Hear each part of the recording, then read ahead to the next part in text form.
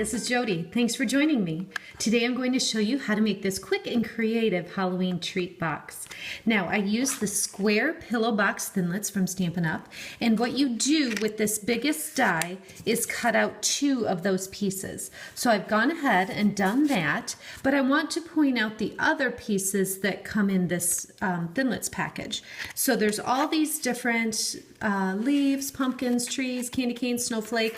There's this square and this square, and what this is nice for is to create the little window that you're seeing right here.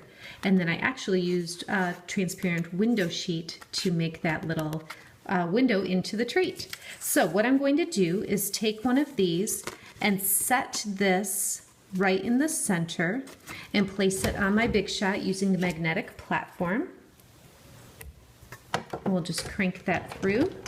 You're going to get a little bonus piece when you do this that you can use on another project, because when this pops out, you've got your hole like you wanted, but then you've got this little piece of designer paper. So you can come up with something fun and creative to do with that. So you can see on here that there's a scored line. So what I'm going to do is just fold that on the scored line. A good crisp fold with my bone folder, and I want to do that on both pieces. So I'll go ahead and fold that. And now I'm going to use some of our newer adhesive. It's tear and tape, and it's a nice strong adhesive that works really nicely because you just literally tear it off. It's that easy. And then I'm going to set it. Actually, I'll do it closer to the edge here. And I want to get just a little bit more to put on the angles there to make sure that it's closing on all the sides. So I'll just overlap a tiny bit there and here. And then this white backing will peel. I'll lift it up here so you can see a little better. This white backing peels right off and leaves that sticky adhesive behind. Just grab that, I kind of tucked it underneath, so I got to work that one a little bit. And then what I want to do to attach it to the second piece, instead of trying to hold it up like this and line it up how I want it, I'm actually going to just set this flat on my surface and take this one, the side that's not got the little flap. You don't want to connect the flaps, you want to do opposite. And I'm just going to lean back and look at the edges here and put it right on top like that. I'll do the same thing on this side.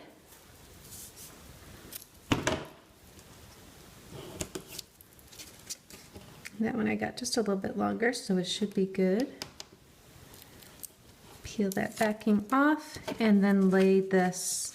Ooh, almost forgot. Important. This is what you don't want to forget. Take your tear and tape and add it around the window that you made, because we want to add the window sheet. It would have been a little difficult to do that if I had gone ahead and pressed that down. So I did that on purpose, yeah, to help you to remember. Or we can just say that. So you'll place your tear and tape around all 4 sides, and then peel the edges.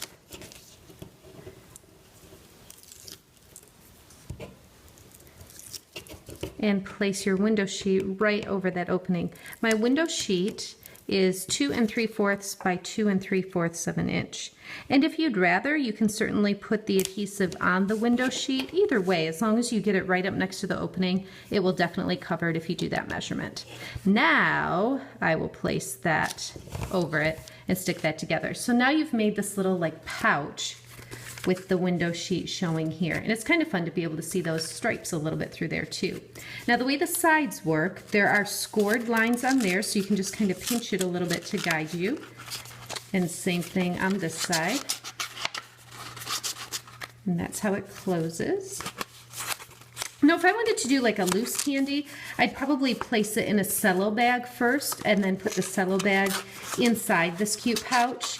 But you could definitely do some wrapped candy in here. I'm going to tuck these sides, the back in first, so your opening is in the back. Okay, so this is what we have so far. The next thing I'm going to do is take this small piece of Halloween designer paper. It's the same package as this pattern here from the Stampin' Up! Holiday catalog. And then I'm going to just run a piece of this tape along the back, and that way it'll stick well to the window sheet that it's going to be placed over. And just set it right on here. And then the last thing I need to do before I can add this is just take my Tangelo twist marker, and I'm going to color in the pumpkins. This image, by the way, is from a stamp set called A Little Something in the holiday catalog, and it's great because it's got lots of versatile pieces. I've done other videos with other images from this set, so be sure to check those out too. And in case you didn't know, if you like my quick and creative style of stamping, you can subscribe to my YouTube channel, and every time I add a new video, you'll get an email notification. I'm adding a couple of dimensionals to the back, and then just place that right in the center of the window. So a fun, quick, and creative Halloween treat box. Thanks for watching.